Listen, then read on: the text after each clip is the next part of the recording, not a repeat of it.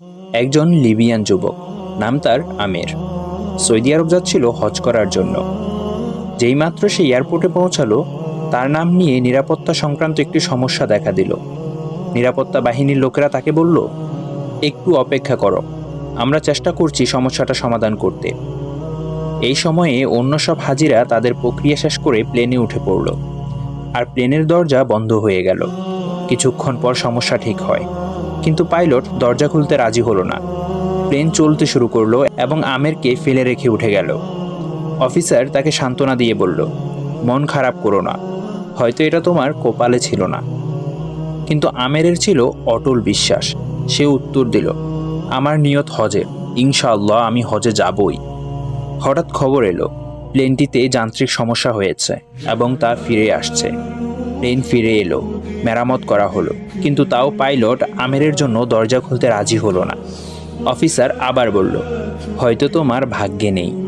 কিন্তু আমের ছিল ধীর প্রতিজ্ঞ, স্থির ও ধীরচেতা।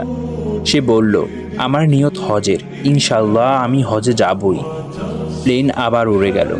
কিছুক্ষণ পর আরেকটি খবর এলো, প্লেনে আবারও সমস্যা হয়েছে। এবার পাইলট নিজেই বললেন, আমি আর উড়ব না যতক্ষণ না আমের প্লেনে ওঠে। শেষ পর্যন্ত আমের প্লেনে উঠল। সৌদি এয়ারপোর্ট থেকে সে একটি ভিডিও করল। তার আনন্দ ছিল বর্ণনার বাইরে। আল কাহ্হার, এটি আল্লাহর সুন্দর নামসমূহের একটি। এর অর্থ, তিনি কারণগুলোকেও পরাস্ত করেন, আপনার জন্য সব নিয়ম ভেঙে দিতে পারেন, কেবল আপনাকে সন্তুষ্ট করার জন্য। তাই কিভাবে কখন এসব নিয়ে বেশি চিন্তা করো না, যতক্ষণ তোমার বিশ্বাস থাকে যে আল্লাহ সব কিছুর উপর ক্ষমতাবান।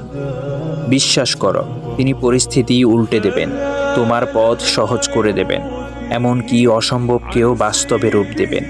শর্ত একটাই, নিয়ত হোক পবিত্র আর ঈমান হোক অটল।